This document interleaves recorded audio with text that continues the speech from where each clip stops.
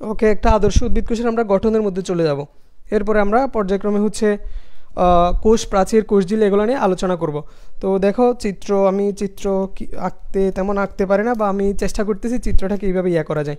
পরীক্ষায় আসতে পারে তোমাদের সিলেবাসে একটা আদর্শ কোষের চিহ্নিত চিত্র অঙ্কন করো।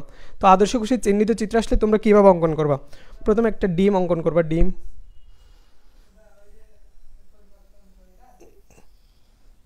আচ্ছা, বোর্ডের লেখা কি দেখা যাচ্ছে? এতটুক দেখা যাচ্ছে কিনা?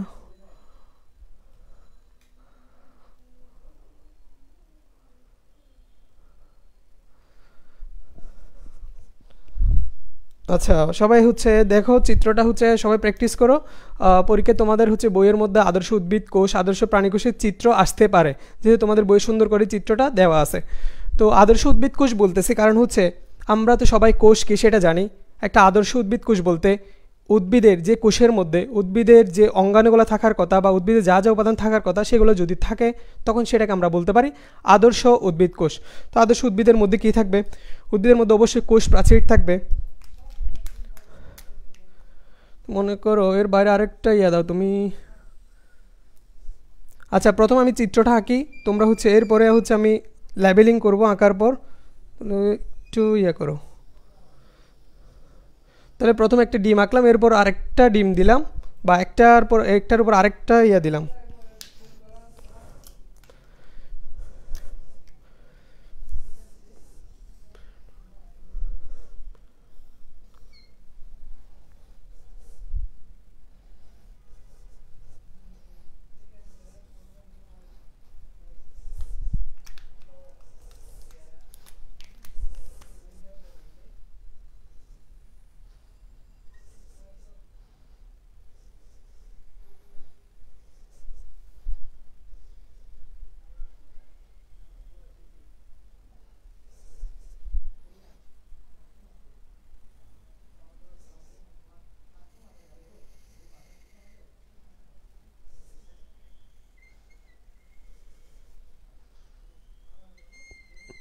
আচ্ছা, সবাই চিত্রটা অঙ্কন করো। চিত্র এত সুন্দর না হলেও কিন্তু চিত্রের মধ্যে যা যা থাকার আমরা আদর্শ উদ্ভিদ কোষের চিত্রই দেখতেছি। তো একটা আদর্শ উদ্ভিদ কোষের মধ্যে কী কী থাকবে সেটা আমরা বলবো।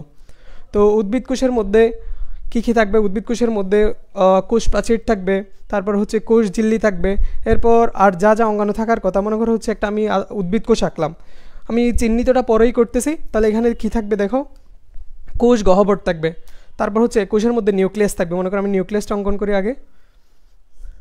আমি এক পাশে নিউক্লিয়াসটাকে অঙ্কন করতেছি। তাহলে এটা হচ্ছে একটা দ্বিস্তরীয় অঙ্গাণু, দেখো নিউক্লিয়াস।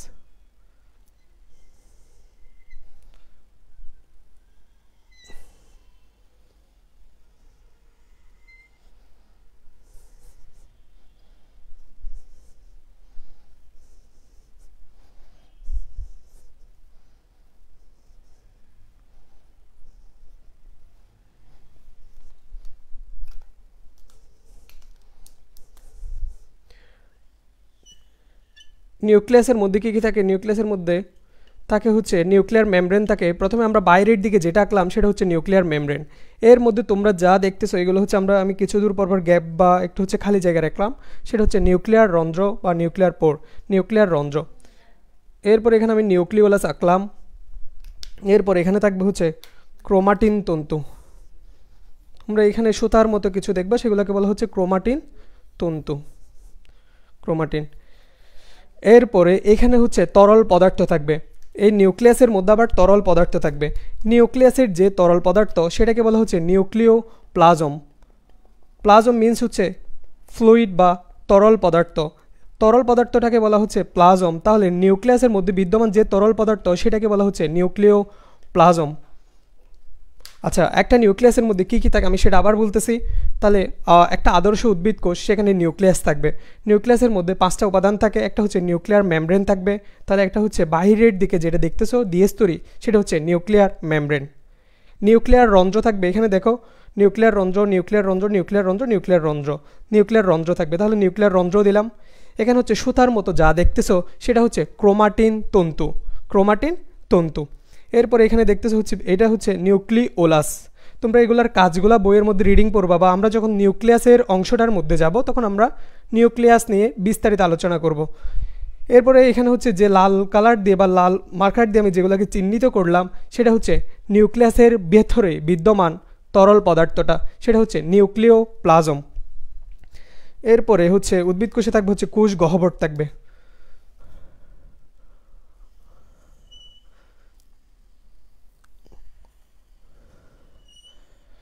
কোষ গহ্বরটা হচ্ছে উদ্ভিদ কোষে কোষ গহ্বরটা থাকে হচ্ছে বড় থাকে, আর প্রাণী কোষের ক্ষেত্রে কোষ গহ্বর থাকে না, থাকলেও সেটা অনেক ছোট থাকে। তাহলে নীল কালার দিয়ে যেটা দেখালাম সেটা হচ্ছে কোষ গহ্বর।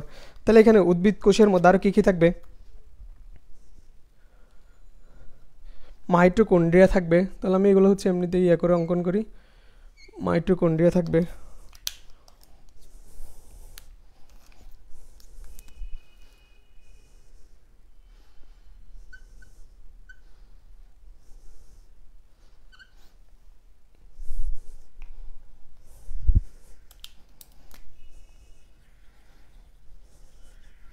আমি এখানে একটা একটা দেখাচ্ছি, মনে করো মাইটোকন্ড্রিয়ার চিত্র একটা আঁকলাম মানে হচ্ছে একটা উদ্ভিদ কোষের মধ্যে একটা মাইটোকন্ড্রিয়া থাকবে, ঠিক সেরকম না। তারপর হচ্ছে এখানে প্লাস্টিড থাকবে, মনে করো হচ্ছে আমি প্লাস্টিডটা এখানে আঁকি।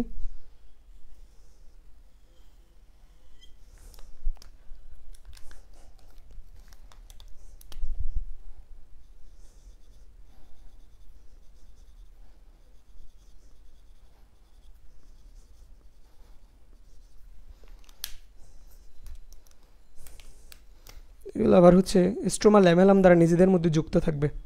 আচ্ছা, তোমরা চিত্রটা বুঝতে পারছো কি না বা চিত্রটা বুঝতেছো কিনা একটু কমেন্টে জানাও, আমি একটু কমেন্টে চেক করি। আর কোনো কোয়েশ্চেন থাকলে একটু কোয়েশ্চেনগুলো কমেন্টে করো। যারা যারা আছে একটু হচ্ছে কমেন্টে জানাও কোন স্কুল থেকে এবং হচ্ছে বা তুমি কোন জেলা থেকে আসো।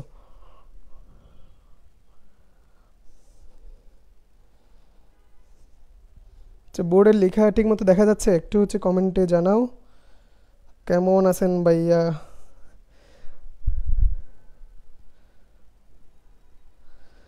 আচ্ছা, ইসরাত জাহান মেহেরু, আসসালামু আলাইকুম ভাই। ওয়ালাইকুম আসসালাম। তারপর হচ্ছে সুমাইয়া আলদিন, কেমন আছেন ভাই? আলহামদুলিল্লাহ।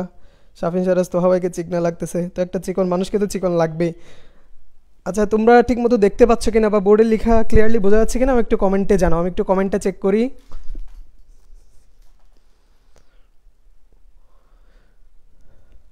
আচ্ছা, সাদেক কী কারণে সহমত দিচ্ছ সাদেক? আচ্ছা, তোমরা একটু ফ্রেন্ডদেরকে কাইন্ডলি মেনশন করে দাও, কারণ হচ্ছে এটা হচ্ছে একটা দীর্ঘদিনের লং কোর্স, আমরা এটা সারা বছর ব্যাপী ইয়ে রাখবো, চলমান রাখবো, সেটা নির্ভর করতেছে তোমাদের অ্যাক্টিভিটির উপর। সবাই একটু ঠিকমতো লাইভ দেখা যাচ্ছে কিনা একটু আমাকে কমেন্টে জানাও।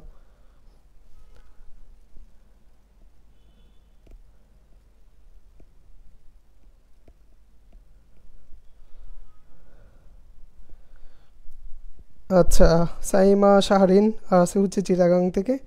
ওকে, তাহলে আমরা বাকি ইয়াগুলো কমপ্লিট করি। তাহলে আমরা দেখতেছিলাম হচ্ছে একটা আদর্শ উদ্ভিদ কোষের চিত্র। আদর্শ উদ্ভিদ কোষের মধ্যে আমি কয়েকটা অঙ্গাণু আঁকলাম, মাইটোকন্ড্রিয়া আঁকলাম। আমি মাইটোকন্ড্রিয়া বা প্লাস্টিড যেগুলো আঁকতেছি সেগুলো সম্পূর্ণভাবে চিত্রটা আঁকতেছি না। যখন আমরা অঙ্গাণুগুলো পড়বো এর মধ্যে আমরা ডিটেলসে জানবো, এর নিয়ে আমরা অনেকগুলো থিওরি পড়বো বা এর অনেক বিশ্লেষণ পড়বো, এর মধ্যে কী কী আছে কী কী নাই, কয়টা নিয়ে গঠিত হবে, এর প্রাচীরটা কীরকম, সব কিছু নিয়ে আলোচনা করব। আজকে আমরা একটা আদর্শ উদ্ভিদ কোষের মধ্যে কী কী আছে সেটা দেখতেছি। ওকে, যারা আছে হচ্ছে ফ্রেন্ডদেরকে একটু কাইন্ডলি মেনশন করে দিবা।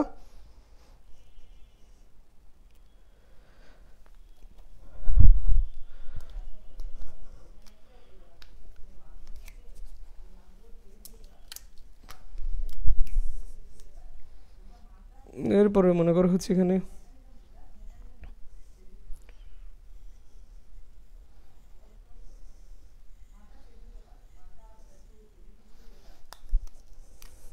এখানে আরেকটা আঁকলাম, এটা হচ্ছে এন্ডোপ্লাজমিক রেটিকুলাম, অমসৃণ এন্ডোপ্লাজমিক রেটিকুলাম। এখানে গুটির মধ্যে কিছু দানা দেখা যায়, সেই জন্য এটাকে বলতেছি অমসৃণ এন্ডোপ্লাজমিক রেটিকুলাম। এখানে মসৃণ এন্ডোপ্লাজমিক রেটিকুলাম থাকতে পারে। এরপরে হচ্ছে আমি আরও কয়েকটা আঁকি।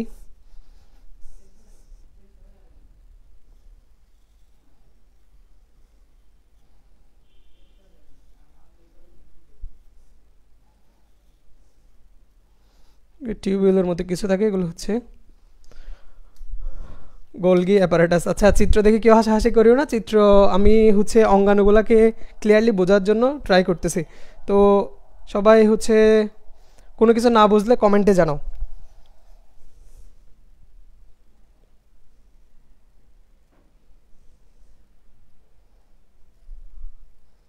কাদিজাতুল খাতুন মিনু ক্লিয়ার। আচ্ছা, ঠিক মতো বোঝা যাচ্ছে কিনা বা চিত্রটা বুঝতেছে কিনা একটু কমেন্টে জানাও, আর কোনো কিছু না বুঝলে কমেন্ট করো।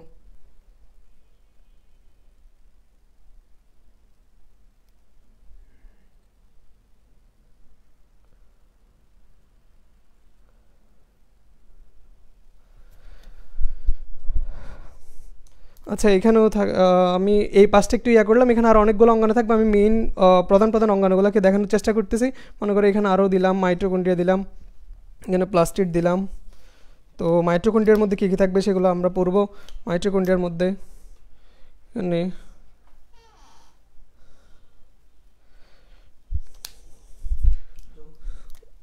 জুস ভাই, মনে করো আমি এখানে চিত্র বুঝতে পারলেই হয়েছে, চিত্র দেখে কেউ হাসাহাসি করিও না।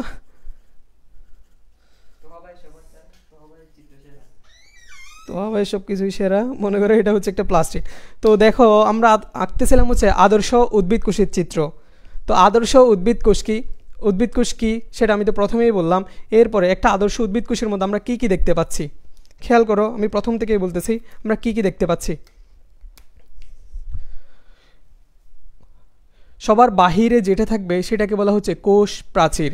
এটা হচ্ছে উদ্ভিদ কোষের একটা অনন্য বৈশিষ্ট্য হচ্ছে কোষ প্রাচীর।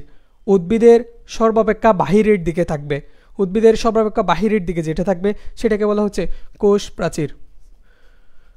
কোষ প্রাচীর। এইদিকে আমি নীল কালার দিয়ে যেটা দেখালাম সেটা হচ্ছে কোষ ঝিল্লি বা প্লাজমা লেমা। কোষ ঝিল্লি বা প্লাজমা লেমা, আমি কোষ ঝিল্লি লিখি, কোষ ঝিল্লি। আচ্ছা, পরীক্ষার খাতায় হচ্ছে তোমরা চিত্রটা আঁকার পর তোমরা লেবেলিংটা করবে হচ্ছে ডান পাশে। তোমরা অনেকে হচ্ছে এই পাশ থেকে ও পাশ থেকে মানে হিজি বিজি করে ফেলো। তো এটা স্যারদের অনেক সময় হচ্ছে নাম্বার দেওয়ার কোনো ইয়ে থাকে না। তোমরা হচ্ছে আঁকার সময় হচ্ছে চিত্রটা, আমার চিত্র তো এত বেশি সুন্দর হয় না, তোমরা যখন খাতায় প্র্যাকটিস করবা তোমরা আঁকবা তখন হচ্ছে এক পাশে চিত্রটাকে লেবেলিংটা ডান পাশে করবা। তোমরা স্কেল দিয়ে টেনে একটু সুন্দর করে লেবেলিং করার চেষ্টা করবা। তাহলে সবার বাইরের থাকবে কোষ প্রাচীর, এরপর হচ্ছে কোষ ঝিল্লি। এরপর আমি যদি অঙ্গাণুগুলোর দিকে যাই তাহলে দেখো প্রথম আমি যদি, এটা হচ্ছে প্লাস্টিড, প্লাস্টিড। এরপরে দেখো হচ্ছে গলগি বডি, গলগি বডি।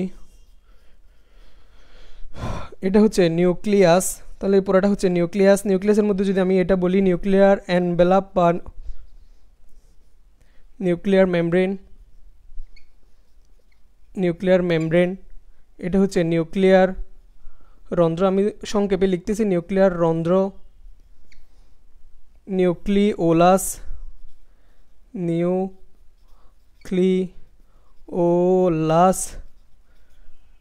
এটা হচ্ছে লাল কালার যেটা, সেটা হচ্ছে নিউক্লিও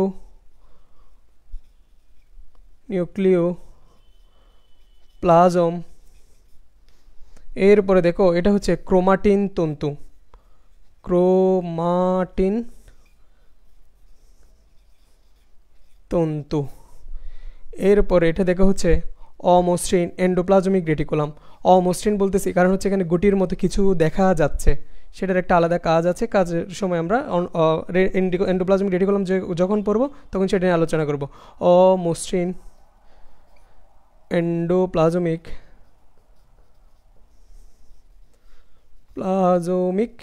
রেটিকুলাম, টিকোলাম। এরপরে দেখো হচ্ছে মাইটোকন্ড্রিয়া।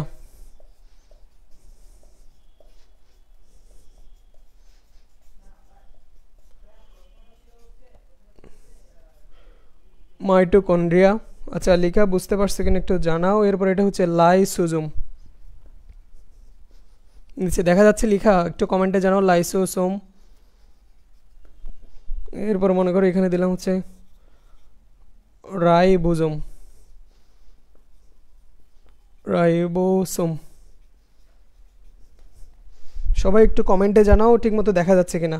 তাহলে আমি এখানে আর চিত্র দেখালাম না। আর এটা হচ্ছে কোষ গহ্বর।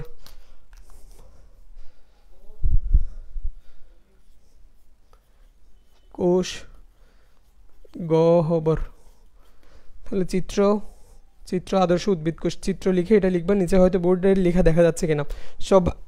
সবাই হচ্ছে পড়া বুঝতেছো কিনা বা হচ্ছে ঠিকমতো দেখা যাচ্ছে কিনা একটু কমেন্টে জানাও।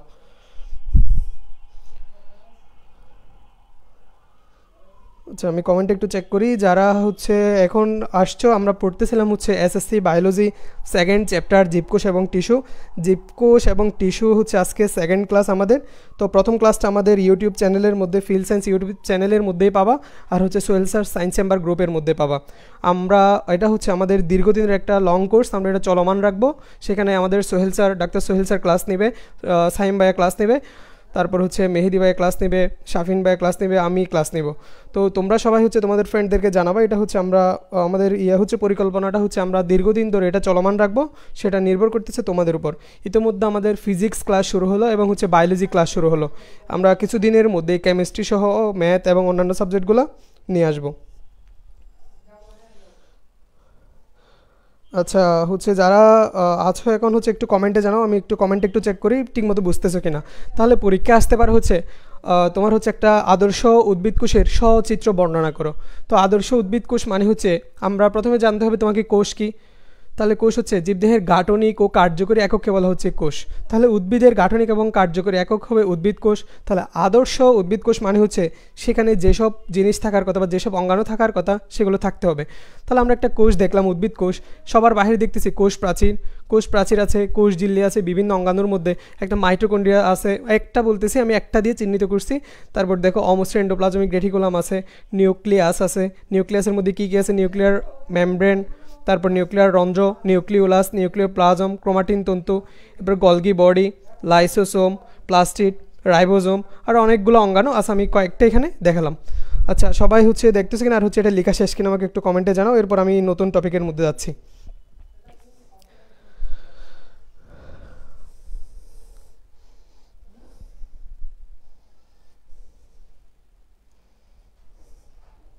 ভিডিও কি ব্লার?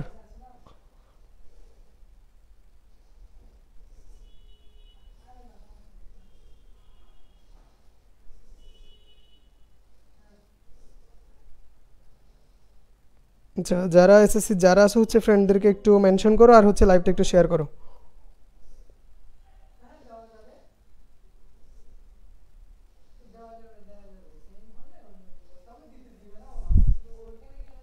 ওকে, আমি এটা মুছে নতুন টপিকের মধ্যে যাচ্ছি।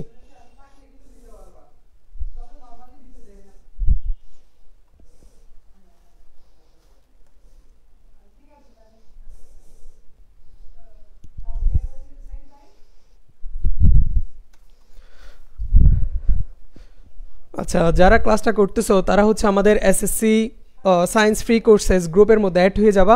তোমরা যে ক্লাসগুলো করতেছো সেগুলোর নোটটা সেখানে শেয়ার করে তোমরা বিভিন্ন পুরস্কার জিতে নিতে পারো, বা তোমাদের জন্য সেখানে আমাদের অনেকগুলো গিফটের ব্যবস্থা থাকবে। তোমরা সেখানে ফ্রিতে পরীক্ষা দিতে পারবা। তারপর হচ্ছে তোমরা এখানে তো ফ্রি ক্লাসগুলো করতেছো, সেখানে তোমাদের জন্য প্রাইজের ব্যবস্থা থাকবে, পরীক্ষা নিব আমরা। তো সবাই হচ্ছে ওই গ্রুপে অ্যাড হয়ে যাবা, তোমাদের কমেন্টের মধ্যে ওই গ্রুপের লিঙ্ক পেয়ে যাবা তোমরা।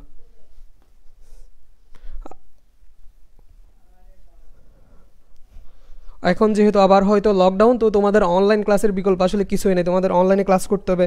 আমাদের অনলাইন অফলাইন এসএসসি এবং এইচএসসি ঢাকা এবং চট্টগ্রামে আমাদের কোর্সগুলো চালু আছে, তোমরা সেখানেও করতে পারো। এখানে তো আমরা ফ্রিতে সব কিছুই পড়াচ্ছি, তো তোমরা এখানেও ক্লাসগুলো করতে পারো। তো আমাদের প্রথম টপিকটা আলোচনা শেষ।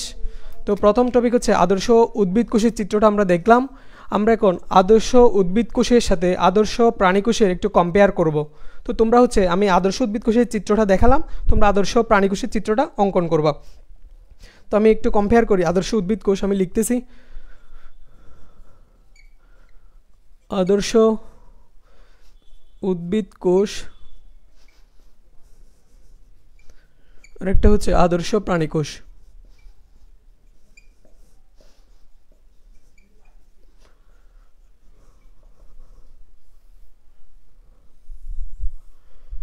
প্রথম বৈশিষ্ট্যটা দেখো হচ্ছে উদ্ভিদ কোষ। এখানে হচ্ছে আদর্শ উদ্ভিদ কোষের ক্ষেত্রে এখানে কোষ প্রাচীর থাকে। এখানে হচ্ছে কোষ প্রাচীর থাকবে, কোষ প্রাচীর থাকে। আচ্ছা তোমরাই বলো এখানে কি প্রাণীকোষের মধ্যে কি কোনো কোষ প্রাচীর থাকে? প্রাণীকোষে কোনো কোষ প্রাচীর থাকে না, তাহলে প্রথম বৈশিষ্ট্যটা হচ্ছে কোষ প্রাচীর থাকবে না, কোষ প্রাচীর থাকে না, কোষ প্রাচীর থাকে না। এখানে যে কোষ প্রাচীর থাকে, কোষ প্রাচীরটা হচ্ছে মূলত সেলুলোজ নির্মিত। কোষ প্রাচীরটা কি নির্মিত? কোষ প্রাচীর থাকে এবং সেলুলোজ নির্মিত। কোষ প্রাচীরটা হচ্ছে সেলুলোজ নামক একটা পদার্থ জমা হয়, সেলুলোজ নির্মিত, সেলুলোজ নির্মিত। 2 নাম্বার বৈশিষ্ট্যটা হচ্ছে এখানে কোনো প্রাণীকোষের একটা অনন্য বৈশিষ্ট্য হচ্ছে প্রাণীকোষে সেন্ট্রোসোম থাকে, উদ্ভিদ কোষে কোনো সেন্ট্রোসোম থাকে না। উদ্ভিদ কোষে কোষ প্রাচীর থাকে কিন্তু প্রাণীকোষে কোনো কোষ প্রাচীর থাকে না, কিন্তু উদ্ভিদ কোষে একটা থাকে হচ্ছে সেন্ট্রোসোম থাকে, সেন্ট্রোসোম থাকে।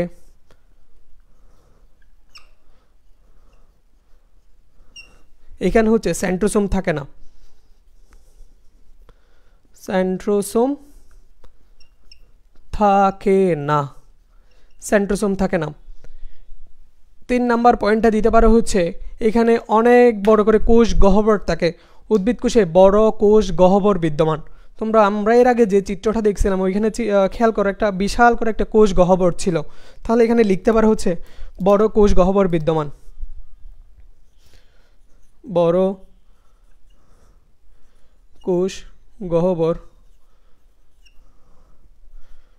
বিদ্যমান। এইখানে হচ্ছে কোষ গহ্বর থাকে না, যদি থাকে সেটা হবে ক্ষুদ্র,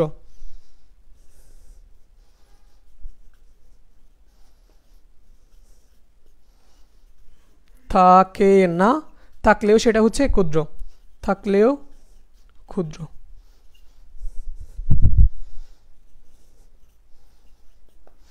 এদের সঞ্চিত খাদ্য হচ্ছে, উদ্ভিদের সঞ্চিত খাদ্য হচ্ছে শ্বেতসার, অর্থাৎ এরা খাদ্য সঞ্চিত করে রাখা হচ্ছে শ্বেতসার হিসাবে। সঞ্চিত খাদ্য,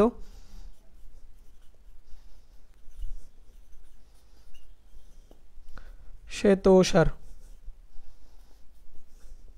আর এদের সঞ্চিত প্রাণীর সঞ্চিত খাদ্য হচ্ছে চর্বি ও গ্লাইকোজেন।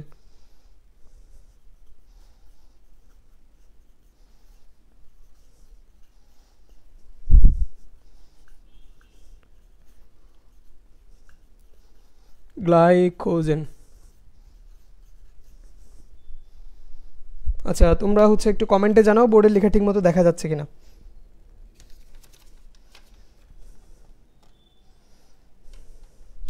তাহলে তোমাকে আমি উদ্ভিদ কোষের চিত্রটা দেখালাম, তোমরা নিজেরা হচ্ছে প্রাণী কোষের চিত্রটা আঁকবা। বোর্ডের লেখা কি ঠিক মতো দেখা যাচ্ছে?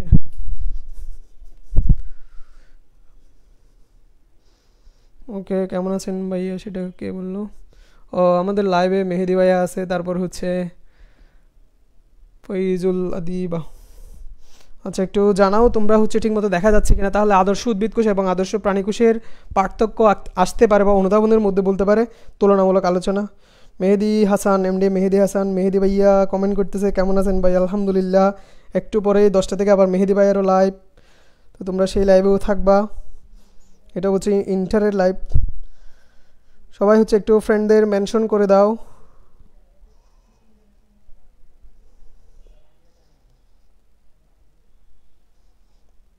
ফ্রি ক্লাস কিন্তু লাইভে অনেক কম, দুঃখজনক বিষয়টা। অনেক দিন বায়োলজি ক্লাস হয় নাই, তো তোমরা হচ্ছে অ্যাক্টিভ থাকবা। এরপরে সোহেল স্যার ক্লাস নেবে, সাইম ভাই ক্লাস নেবে। যারা ক্লাসটা করতেছো ইনশাল্লাহ তোমাদের উপকারে আসবে, কারণ হচ্ছে সবগুলো টপিকে হচ্ছে তোমাদের সৃজনশীলের জন্য ইম্পর্টেন্ট। তাহলে আমি আবার বলতেছি, আদর্শ উদ্ভিদ কোষ এবং আদর্শ প্রাণী কোষের পার্থক্য আসতে পারে বা তুলনামূলক আলোচনা আসতে পারে। তাহলে এখানে কোষ প্রাচীর থাকে এবং যে কোষ প্রাচীরটা থাকে সেটা হচ্ছে সেলুলোজ নির্মিত। প্রাণী কোষের ক্ষেত্রে দেখো কোনো কোষ প্রাচীর থাকে না, তাহলে উদ্ভিদ কোষে কোষ প্রাচীর থাকতেছে, প্রাণী কোষে কোষ প্রাচীর থাকতেছে না। এরপরে প্রাণী কোষের একটা অনন্য বৈশিষ্ট্য হচ্ছে সেখানে সেন্ট্রোসোম থাকে, কিন্তু উদ্ভিদ কোষের মধ্যে কোনো সেন্ট্রোসোম থাকে না। এরপরে আমরা বলতেছি উদ্ভিদ কোষে যে কোষ গহ্বরটা থাকে, উদ্ভিদ কোষের কোষ গহ্বরটা হচ্ছে বড় কোষ গহ্বর বিদ্যমান। প্রাণী কোষের ক্ষেত্রে কোনো কোষ গহ্বর থাকে না, যদি থাকে সেটা হবে অনেক ক্ষুদ্র বা ছোট, থাকলেও সেটা ক্ষুদ্র। এরপর হচ্ছে উদ্ভিদ কোষের সঞ্চিত খাদ্য হচ্ছে শ্বেতসার, প্রাণী কোষের সঞ্চিত খাদ্য হচ্ছে চর্বি এবং গ্লাইকোজেন। সবার লেখা শেষ কিনা একটু কমেন্টে জানাও। আমরা নতুন টপিকের মধ্যে যাব, সেটা হচ্ছে কোষ প্রাচীর। অনেক বেশি ইম্পর্ট্যান্ট এবং অনেক কিছু বোঝার আছে এখানে। তাহলে তোমরা একটু কমেন্টে জানাও তোমাদের এটা লেখা শেষ কিনা এবং হচ্ছে আমি নতুন টপিক শুরু করবো কিনা। ওকে, আমি আর একটু চেক করি, তোমাদের কোনো প্রশ্ন থাকলে কমেন্টে জানাও।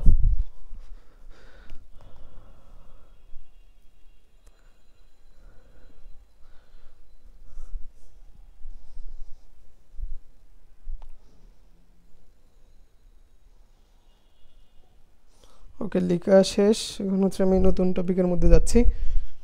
তাহলে এখন আমরা আলোচনা করব হচ্ছে কোষ প্রাচীর নিয়ে। তো আমরা এখানে পড়লাম হচ্ছে কোষ প্রাচীরটা হচ্ছে উদ্ভিদ কোষের একটা অনন্য বৈশিষ্ট্য। উদ্ভিদ কোষের একটা অনন্য বৈশিষ্ট্য। কোষ প্রাচীর কিন্তু প্রাণী কোষে থাকে না। তোমরা যারা প্রথম ক্লাস করছিলা তারা একটু হচ্ছে চ্যাপ্টার ম্যাপটা রিকল করার চেষ্টা করো। আমরা কোষ প্রাচীর বলছিলাম হচ্ছে উদ্ভিদের অংশকে আমরা দুইটা ভাগে বিভক্ত করছিলাম, একটা হচ্ছে জড় আর একটা হচ্ছে সজীব বা জীবিত। বা জড় অংশের মধ্যে আমরা বলছিলাম কোষ প্রাচীর নিয়ে। কোষ প্রাচীর আমরা পড়ছিলাম হচ্ছে উদ্ভিদের জড় অংশ বা মৃত অংশের মধ্যে। ওকে, আমাদের এখন টপিক হচ্ছে কোষ প্রাচীর।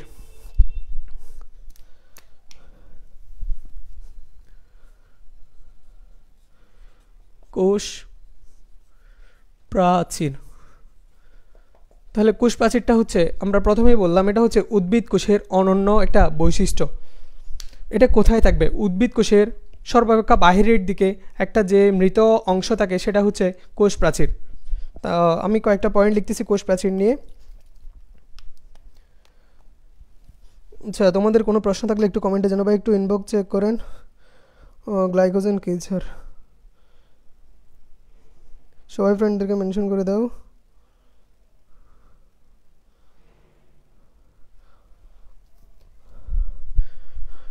আচ্ছা, শ্বেতসার এবং গ্লাইকোজেন এগুলো নিয়ে আমরা যখন এখন কোষ প্রাচীর পড়বো সেখানে পাবো এটা হচ্ছে একটা পলিস্যাকারাইড। কী ধরনের পলিস্যাকারাইড সেটা নিয়েও বলবো।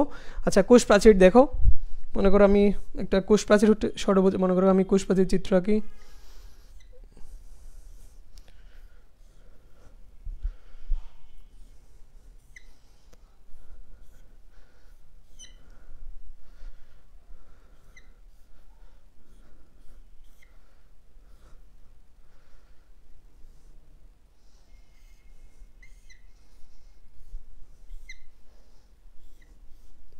কোষ প্রাচীরটা তোমার অনেক কিছু বুঝতে হবে এবং হচ্ছে এটা অনেক বেশি ইম্পর্টেন্ট পরীক্ষার জন্য। কোষ প্রাচীর মনে করো এখানে আমি কোষ প্রাচীর অঙ্কন করলাম। এখন আমরা কোষ প্রাচীর বিস্তারিত পড়ব।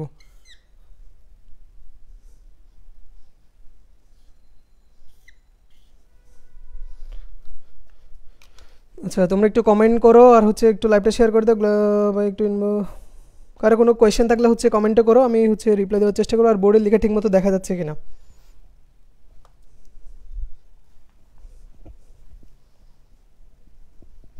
তাহলে কোষ প্রাচীর, আচ্ছা আমি কোষ প্রাচীর চিত্রটার আগে আমি হচ্ছে কয়েকটা পয়েন্ট লিখতেছি, সেগুলো একটু খেয়াল করো। আমি প্রথমেই বলছিলাম কোষ প্রাচীরটা উদ্ভিদের সর্বাপেক্ষা বাহিরের দিকে থাকে। উদ্ভিদের সর্বাপেক্ষা বাহিরের দিকে থাকে। আমরা যখন আদর্শ উদ্ভিদ কোষের চিত্র দেখছিলাম সেখানে আমরা কোষ প্রাচীরকে চিহ্নিত করছিলাম উদ্ভিদের সর্বাপেক্ষা বাহিরের দিকে। তাহলে প্রথম বৈশিষ্ট্যটা আমি লিখি, দেখো।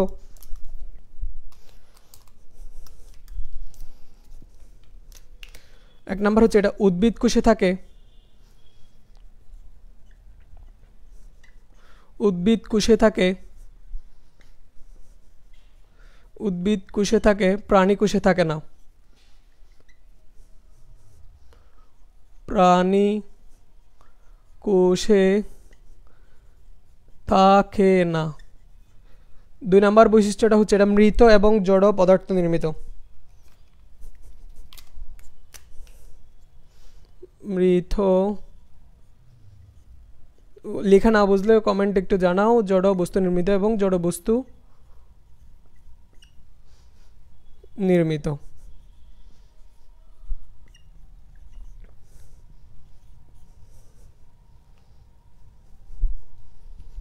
এখানে হচ্ছে কোপ নামক ছিদ্র থাকে। কোপের ইংলিশ হচ্ছে পিট। কোপ নামক ছিদ্র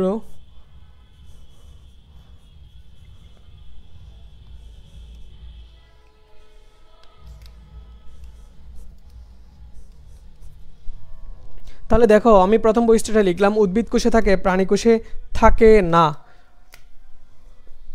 2 নম্বর বৈশিষ্ট্য লিখলাম, মৃত এবং জড়বস্তু নির্মিত কূপ নামক ছিদ্র থাকে। আচ্ছা, এটা হচ্ছে কোষ প্রাচীর। কোষ প্রাচীর হচ্ছে ষড়ভুজ আকৃতির। কোষ প্রাচীরের মধ্যে দেখো একটা মাতৃকোষ থেকে যখন একটা অপত্য কোষ সৃষ্টি হবে, মাতৃকোষ থেকে যখন একটা অপত্য কোষ সৃষ্টি হবে বা নতুন কোষ সৃষ্টি হবে, তখন মাতৃকোষটা ধ্বংস হয়ে যাবে বা মাতৃকোষের মধ্যে কিছু ভগ্নাবশেষ তৈরি হবে বা কিছু অংশ তৈরি হবে বা কিছু অংশ থেকে যাবে। নতুন একটা কোষ যখন সৃষ্টি হবে তখন আগের কোষটা ভেঙে যাবে। এই যে কোষটা ভেঙে যাচ্ছে, তখন যে ভাঙা পদার্থগুলো থাকবে বা কিছু বস্তু থাকবে, সেগুলো এখানে মাঝখান বরাবর চলে আসবে। মনে করে এগুলো হচ্ছে, এখানে অনেকগুলো আমি কোষের চিত্র আঁকলাম, আমি বাহির থেকে একটা কোষ প্রাচীরের চিত্র দেখতেছি। এগুলো হচ্ছে কোষ, এর প্রাচীরটা, আমরা প্রাচীরটা এখান থেকে জুম করে দেখব কোষ প্রাচীরটা আসলে দেখতে কীরকম। তাহলে দেখো, আমরা কোষ বিভাজনের মধ্যে পড়ছিলাম একটা মাইটোসিস পর্যায় ছিল বা একটা মাইটোসিস ধাপ ছিল। মিওসিস, মাইটোসিস, হেমাটোসিস এগুলো আমরা পড়ছিলাম। মাইটোসিস কোষ বিভাজনের ক্ষেত্রে খেয়াল করো, মাইটোসিসের ধাপ ছিল 5টা: প্রোপেস, প্রোমেটাফেজ, মেটাফেজ, অ্যানাফেজ এবং টেলোফেজ। এখানে কোষ বিভাজনের টেলোফেজ পর্যায়ে, কোষ বিভাজনের অর্থাৎ মাইটোসিস কোষ বিভাজনের টেলোফেজ পর্যায়ে একটা কাজ হয়, সেটা হচ্ছে মাইটোসিস কোষ বিভাজনের টেলোফেজ পর্যায়ে হচ্ছে মাতৃকোষের ভগ্নাবশেষগুলা, অর্থাৎ একটা মাতৃকোষ থেকে যখন অপত্য কোষ সৃষ্টি হবে, এইখানে মাতৃকোষের ভগ্নাবশেষগুলা অপত্য কোষের মাঝখান বরাবর চলে আসে। মাতৃকোষ থেকে সৃষ্ট ভগ্নাবশেষগুলো এখানে অপত্য কোষের মাঝখান বরাবর চলে আসে।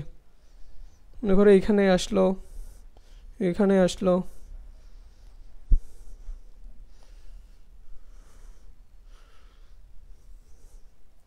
এখানে চলে আসতেছে, অর্থাৎ সবার মাঝখান বরাবর আমরা একটা ওই দাগ দেখতে পাচ্ছি। আচ্ছা, বোর্ডে লিখে কি দেখা যাচ্ছে ঠিক মতো?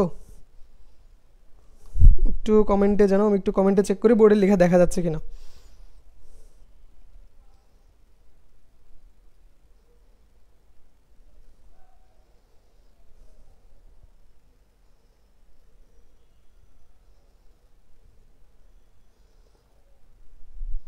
আসাদুজ্জামান আইমান ঠিক মতো দেখা যাচ্ছে স্যার। ওকে,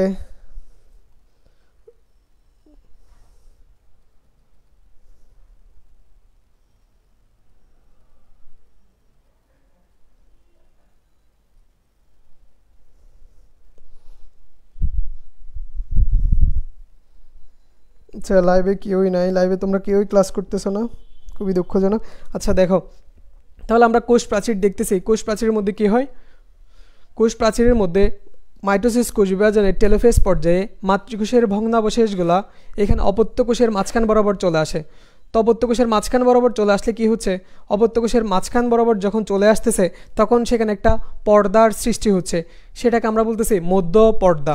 তো তোমরা লিখবা টেলোফেজ পর্যায়ে, মাইটোসিস কোষ বিভাজনের টেলোফেজ পর্যায়ে মাতৃকোষের ভগ্নাবশেষগুলা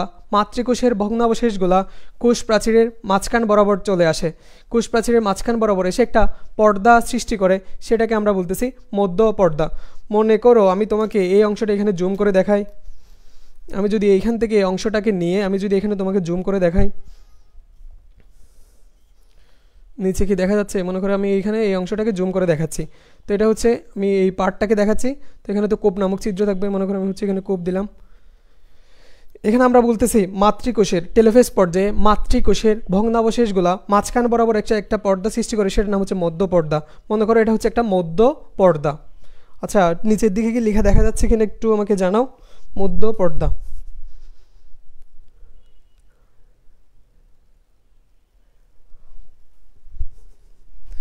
এখানে যে মধ্যপর্দা সৃষ্টি হলো, এর পরের ধাপটা হচ্ছে মধ্যপর্দার উপর বিভিন্ন পদার্থ, মধ্যপর্দার উপর cellulose, hemicellulose, lignin, pectin, suberin ইত্যাদি বিভিন্ন পদার্থ জমা হয়ে আরেকটা প্রাচীর সৃষ্টি করে। তো এখানে মধ্যপর্দার এখানে আরেকটা প্রাচীর সৃষ্টি হয় দুই পাশেই, সেটার নাম হচ্ছে প্রাথমিক প্রাচীর। অর্থাৎ মধ্যপর্দার উপর আরেকটা প্রাচীর সৃষ্টি হয়, সেটার নাম হচ্ছে প্রাথমিক প্রাচীর। তাহলে প্রথমে দেখা হচ্ছে কোষ প্রাচীর। কোষ প্রাচীর আমরা জানি কোপ নামক ছিদ্র থাকে। এরপর এখানে মাইটোসিস কোষ বিভাজনের টেলোফেজ পর্যায়ে মাতৃকোষের ভগ্নাবশেষগুলা অপত্য কোষের মাঝখান বরাবর চলে আসে, তাহলে আমরা এই চিত্রটা এখানে জুম করে দেখাচ্ছি। তাহলে এখানে যেটা আসলো লাল কালারে যেটা দেখাচ্ছি সেটা হচ্ছে মধ্যপর্দা, এর উপর cellulose, hemicellulose, lignin, pectin, suberin এগুলো জমা হয়ে এখানে আরেকটা প্রাচীর, অর্থাৎ এটা হচ্ছে আমার প্রাথমিক প্রাচীর। এটা হচ্ছে প্রাথমিক প্রাচীর। প্রাথমিক প্রাচীরের পর আরেকটা কি হচ্ছে দেখো, আরেকটা সেকেন্ডারি প্রাচীর সৃষ্টি হচ্ছে। সেকেন্ডারি প্রাচীরটা কিভাবে হয়?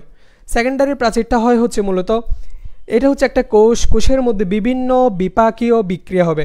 বিপাকীয় বিক্রিয়া মানে কি? কোষের মধ্যে জানো হচ্ছে, তোমরা সবাই জানো কোষের মধ্যে বিভিন্ন অঙ্গাণু থাকে, মাইটোকন্ড্রিয়া থাকে, প্লাস্টিড থাকে, রাইবোসোম থাকে, অনেকগুলো অঙ্গাণু থাকে। তো তারা তাদের কাজগুলা করবে। তো তাদের কাজগুলোর ফলে বিভিন্ন পদার্থ উৎপন্ন হবে, বিভিন্ন পদার্থ নিঃসৃত হবে, অনেক কাজ হবে।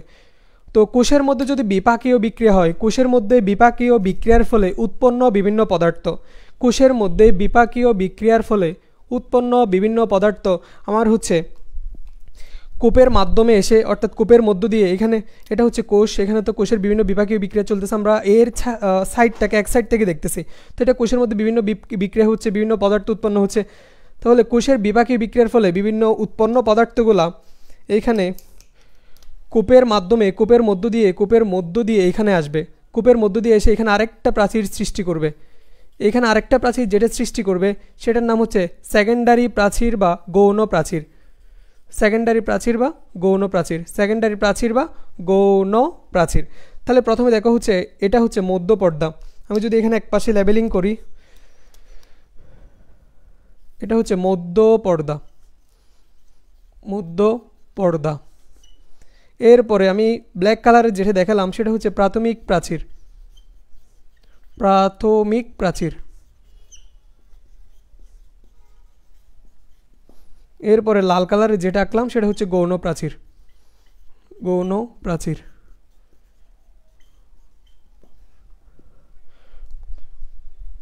প্রাথমিক প্রাচীরও বলতে পারবো, প্রাথমিক পর্দা, একটা হচ্ছে গৌণ পর্দা। তাহলে আমরা দেখো কোষ প্রাচীরের মধ্যে আমরা তিনটা পর্দা পাচ্ছি, একটা হচ্ছে মধ্য পর্দা, একটা হচ্ছে প্রাথমিক পর্দা, আর একটা হচ্ছে গৌণ পর্দা বা সেকেন্ডারি প্রাচীর বা গৌণ প্রাচীর বলতে বা সেকেন্ডারি পর্দাও বলতে পারো। তো এটা কোনটা কিভাবে সৃষ্টি হচ্ছে, তাহলে দেখো প্রথম পয়েন্টটা হচ্ছে কোষ প্রাচীর। কোষ প্রাচীর দেখো উদ্ভিদ কোষে থাকে, প্রাণী কোষে থাকে না।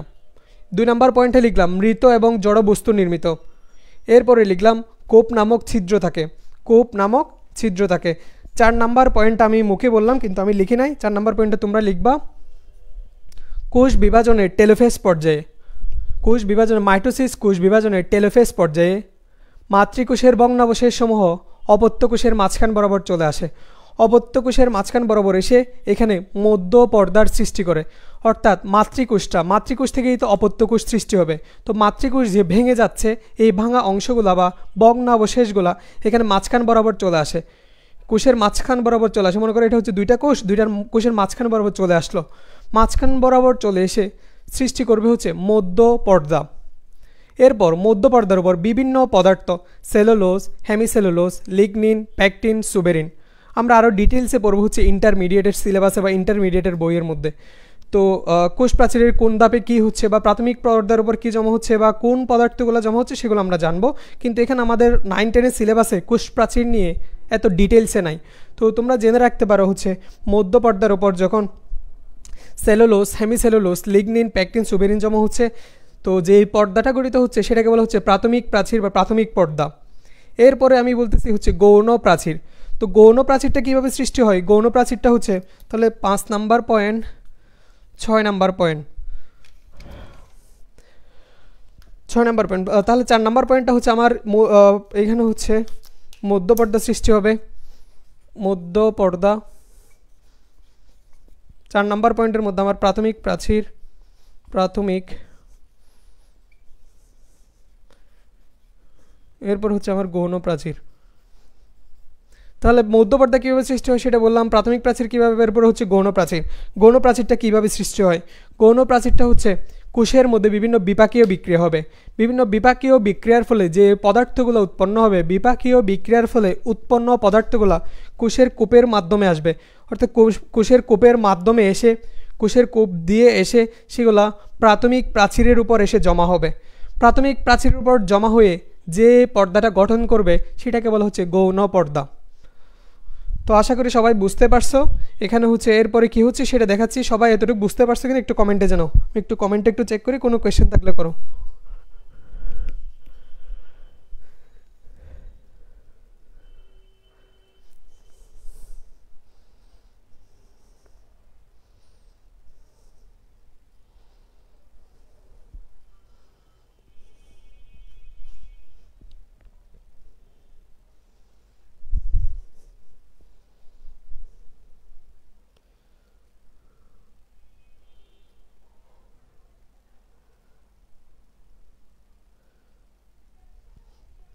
কারো কোনো কোয়েশ্চেন থাকলে কোয়েশ্চেনগুলো করো। আর হচ্ছে লেখা ঠিক মতো দেখা যাচ্ছে কিনা একটু জানাও।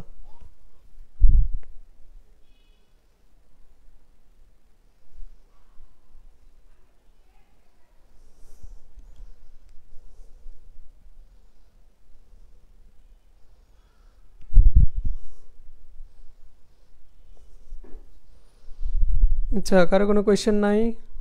এরপরে দেখো হচ্ছে, আচ্ছা আমরা কোষ প্রাচীর পড়তেছি, তাহলে এটা একটা কোষের কোষ প্রাচীর, এটা আরেকটা কোষের কোষ প্রাচীর। তো এখানে পাশাপাশি কোষের কোষ প্রাচীর যুক্ত হয়ে বা পাশাপাশি কোষের কোষ প্রাচীর মিলে একটা পথ তৈরি করে।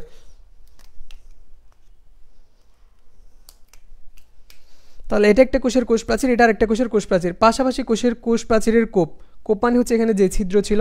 তাহলে পাশাপাশি কোষের কোষ প্রাচীরের কোপ পরস্পরের সাথে দেখো এদের একটা অভ্যন্তরীণ যোগাযোগের জন্য একটা পথ তৈরি হয়। পাশাপাশি কোষ প্রাচীরের কোপ পরস্পরের সাথে যুক্ত হয়ে একটা আন্তঃকোষীয় পথ তৈরি করে, সেটাকে বলা হচ্ছে প্লাজমোডেসমাটা। তাহলে পরীক্ষা আসতে পারে প্লাজমোডেসমাটা কি। আশা করি এগুলো সবার লেখা শেষ। আমি এখন প্লাজমোডেসমাটা বলতেছি। প্লাজমোডেসমাটা কি এটা একটু সবাই লেখো।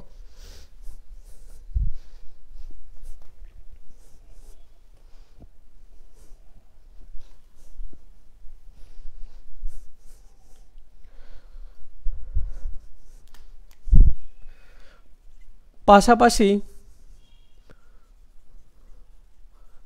পাশাপাশি কোষ প্রাচীরের কোপ প্রাচীরের কোপ পাশাপাশি কোষ প্রাচীরের কোপ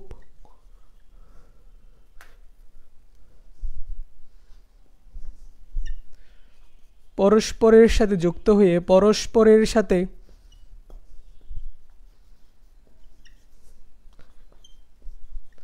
যুক্ত হয়ে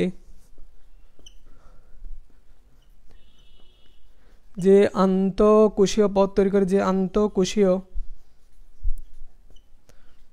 পথ তৈরি করে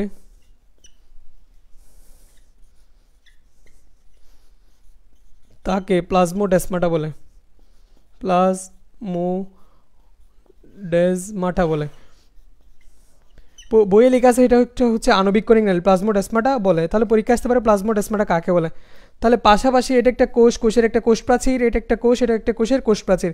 পাশাপাশি কোষ প্রাচীরের কোপ পরস্পরের সাথে যুক্ত হয়ে যে আণবিক কণিক নালী বা যে আণবিক কণিক পথ তৈরি করে, আণবিক কণিক পথ তৈরি করে সেটাকে বলা হচ্ছে আন্তঃকোষীয় পথ তৈরি করে বা আণবিক কণিক পথ তৈরি করে, সেটাকে বলা হচ্ছে প্লাজমোডেসমাটা। তো এখন আমরা এরপরের টপিক কোষ ঝিল্লির মধ্যে যাব।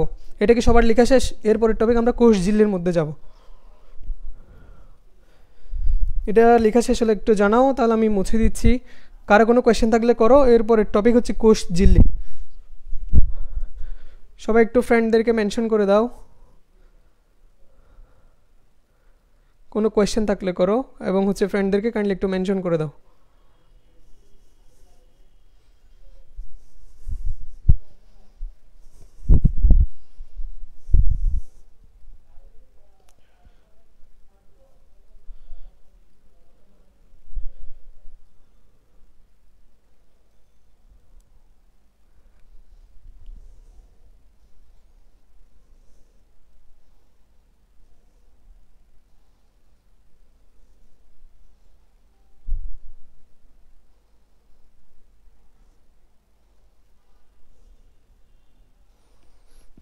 আচ্ছা, এরপরে দেখো হচ্ছে কোষ ঝিল্লি। আমাদের আর দুইটা টপিক বাকি আছে, একটা হচ্ছে কোষ ঝিল্লি, এরপর আমরা সাইটোপ্লাজম নিয়ে একটু পড়বো, এরপর আজকের ক্লাস এখানেই শেষ করব।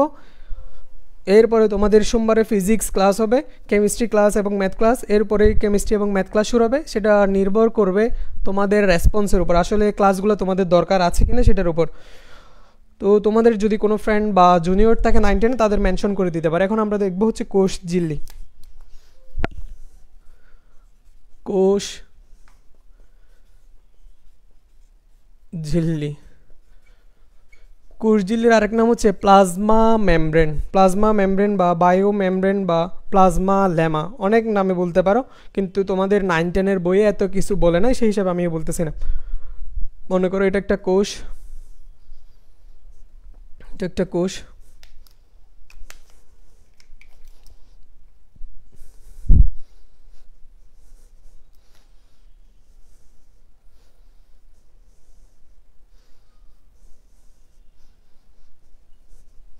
মনে করো এটা একটা কোষ, কোষের মধ্যে বাহিরের দিকে যেটা থাকবে সেটা হচ্ছে কোষ প্রাচীর। আমরা সবাই জানি কোষ প্রাচীর, কোষ প্রাচীর। মনে করো এখানে আমি এই অংশটাকে বলতেছি হচ্ছে কোষ ঝিল্লি, কোষ কোষ ঝিল্লি। তাহলে কোষ ঝিল্লির আমরা কয়েকটা বৈশিষ্ট্য লিখি প্রথমে, সেখান থেকে আমরা এর সংজ্ঞাটা দিব।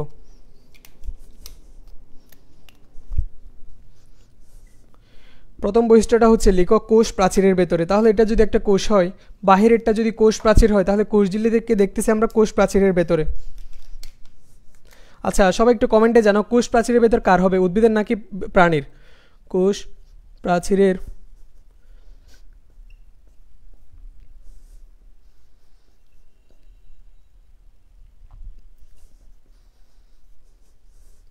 কোষ প্রাচীরের ভেতর লিখো, কোষ প্রাচীরের ভেতর উদ্ভিদের ক্ষেত্রে।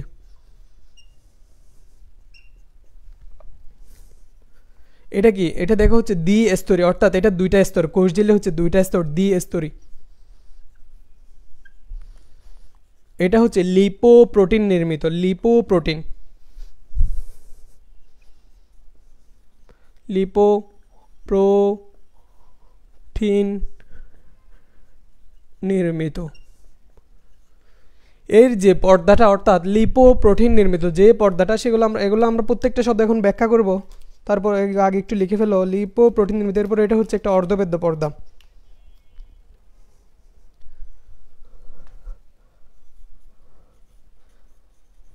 অর্ধভেদ্য और বৈষম্য ভেদ্য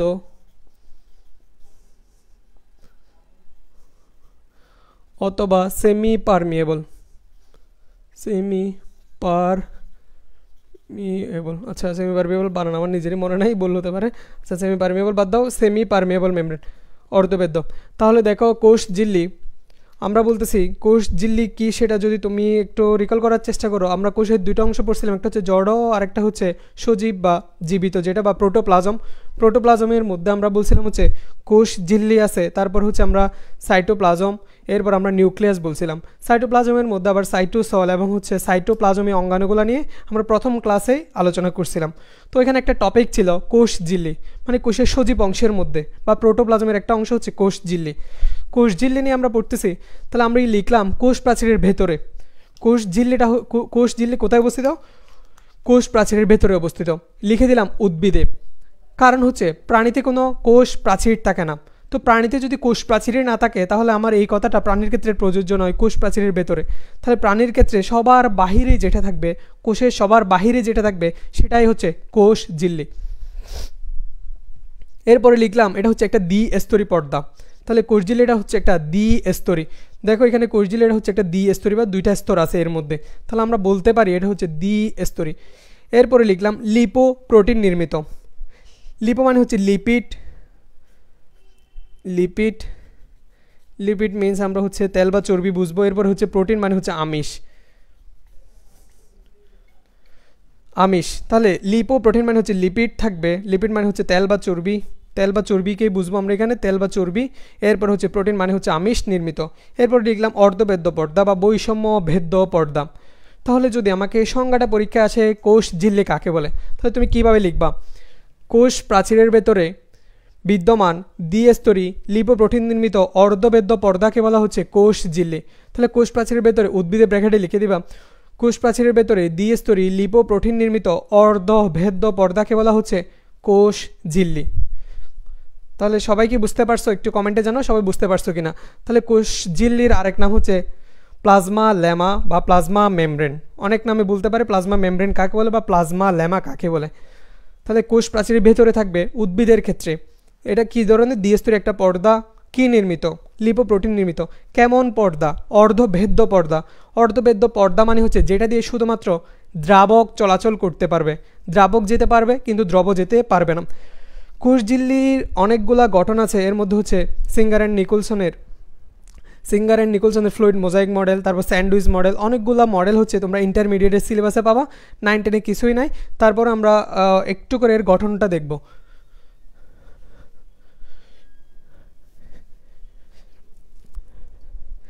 এইখানে যে আমি এখানে এটাকে যদি আমি এখানে জুম করি, মনে করি এখানে আমি জুম করলাম, জুম করতেছি, জুম করলে এটাকে আমি কেমন দেখতে পাবো? এটা হচ্ছে একটা লিপিড বাইলেয়ার। আমরা একটা দেখবো হচ্ছে লিপিড বাইলেয়ার।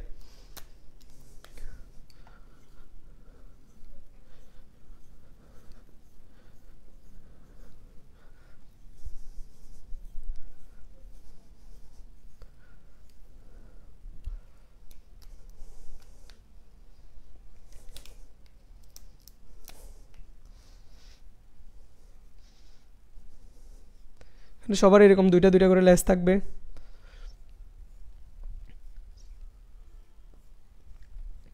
এখানে আসলে আমি কোষ ঝিল্লিটাকে একটু জুম করে দেখতেছি, জুম করলে আসলে আমরা কীরকম দেখতে পাবো?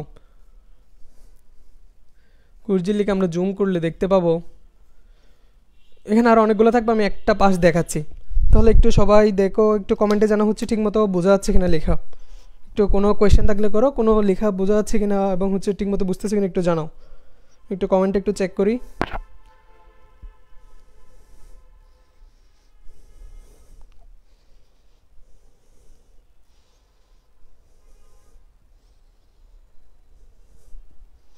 কারো কোনো কোয়েশ্চেন থাকলে একটু জানাও, কোনো কোয়েশ্চেন বা ঠিকমতো বুঝতেছো কিনা।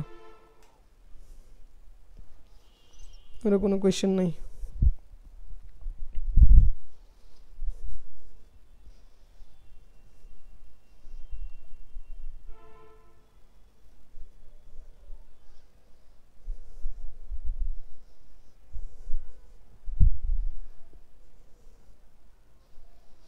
আচ্ছা, কারো কোনো কোয়েশ্চেন নাই? দেখো তাহলে এখানে আমি বলতেছি এটা হচ্ছে একটা ফসফোলিপিড বাইলেয়ার। আমি যে এখানে দ্বিস্তরী বললাম, দ্বিস্তরীটাকে যখন আমরা জুম করি তখন আমরা এখানে এরকম একটা অংশ দেখতে পাই। এখানে আমরা একটা দেখতেছি হেড আর একটা দেখতেছি টেল।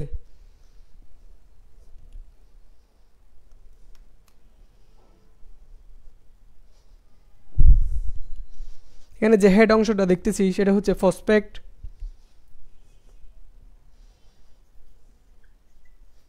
এখানে যে লেজটা দেখতেছি সেটা হচ্ছে লিপিড। ফসফেট অংশ যেটা দেখতেছি সেটা হচ্ছে হাইড্রোফিলিক। হাইড্রোফিলিক মিন্স হচ্ছে পানি আকর্ষী, পানি আকর্ষী। লেজ যেটা দেখতেছি সেটা হচ্ছে হাইড্রোফোবিক, এটা হচ্ছে ফসফেটটা হচ্ছে পানি আকর্ষী। আকর্ষী আমি বাংলায় দেখতেছি, এটা হচ্ছে পানি বিকর্ষী, বিকর্ষী।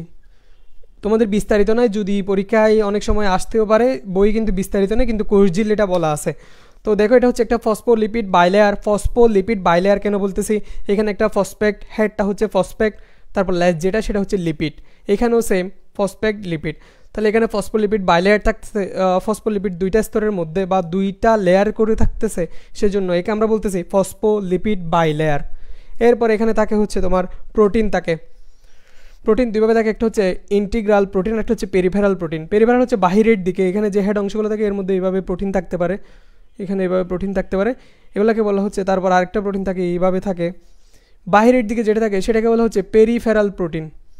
পেরিফেরাল প্রোটিন এগুলো বিস্তারিত না, সেজন্য আমি এত ডিটেলসে বলতেছি না। আর এখানে দুইটা স্তরের মধ্যে বিদ্যমান করে যারা থাকবে সেটাকে বলা হচ্ছে ইন্টিগ্রাল প্রোটিন। তাহলে এখানে প্রোটিন পাচ্ছি। এরপর এখানে কোলেস্টেরল থাকে, কোলেস্টেরল থাকে।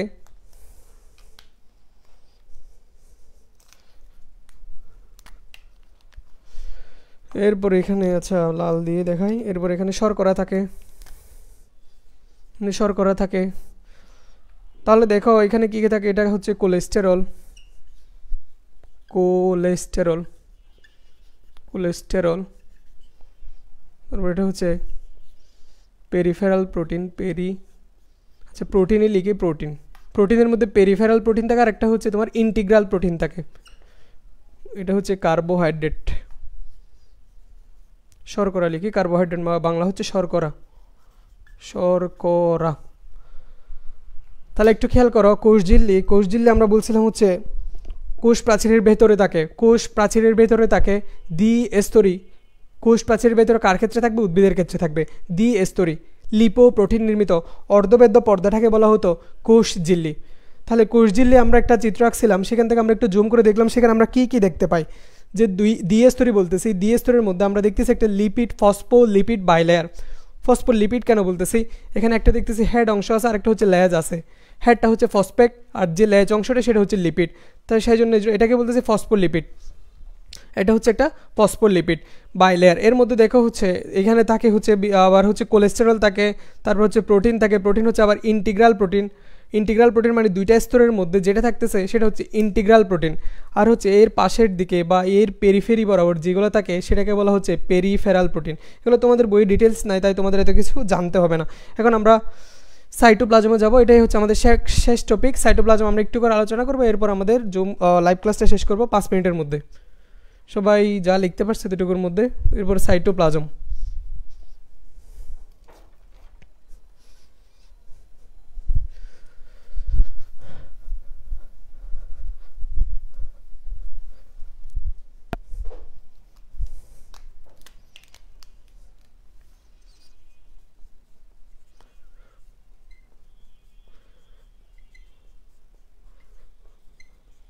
প্রথমে জানতে হবে হচ্ছে সাইটোপ্লাজম কাকে বলে। সংজ্ঞাটা লিখো, সাইটোপ্লাজম কাকে বলে।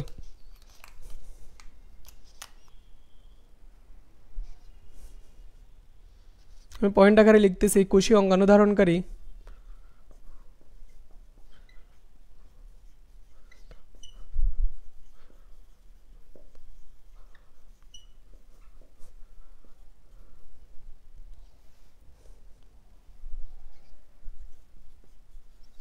অর্ধতরল সজীব কলয়েডাল। সবাই কি বোর্ডে লিখে ঠিক মতো দেখতে পাচ্ছ কিনা একটু কমেন্টে জানাও।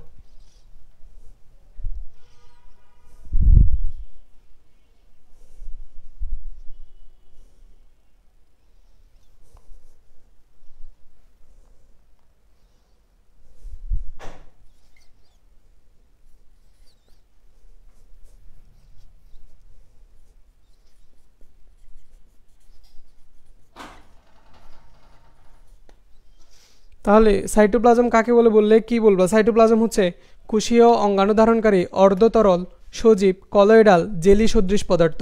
কোষীয় অঙ্গাণু ধারণকারী অর্ধতরল সজীব জেলি সদৃশ পদার্থকে বলা হচ্ছে সাইটোপ্লাজম। তো সাইটোপ্লাজমটা হচ্ছে কোষ, মনে করো হচ্ছে এটা কোষ। কোষ মানে হচ্ছে, কোষের ইংলিশ হচ্ছে সেল। সেলের মধ্যে যে তরল পদার্থ থাকবে সেটাকে বলা হচ্ছে সাইটোপ্লাজম। আমরা উদ্ভিদ কোষে দেখছিলাম হচ্ছে এর মধ্যে অনেকগুলো অঙ্গাণু থাকে। এরপরে আমরা অর্থাৎ তাই একে বলতেছি আমরা কোষীয় অঙ্গাণু ধারণকারী অর্ধতরল সজীব কলয়েডাল জেলি সদৃশ পদার্থ। এরপরের ক্লাসে আমরা হচ্ছে এর মধ্যে এখানে যে অঙ্গাণুগুলো আছে অঙ্গাণু থেকেই শুরু করবো ইনশাল্লাহ। তো তোমরা এতক্ষণ পর্যন্ত যারা ক্লাসের সাথে ছিলা সবাইকে অনেক অনেক ধন্যবাদ। আশা করি লাইভটা হচ্ছে ফ্রেন্ডদের সাথে শেয়ার করবা এবং হচ্ছে আমাদের এখানে দীর্ঘদিন হচ্ছে ফ্রি ক্লাসগুলো চলবে, মানে আমরা চেষ্টা করবো হচ্ছে সারা বছর ব্যাপী তোমাদের জন্য ক্লাসগুলো অ্যারেঞ্জ করার। তো তোমরা হচ্ছে আমাদের সাথে থাকবা।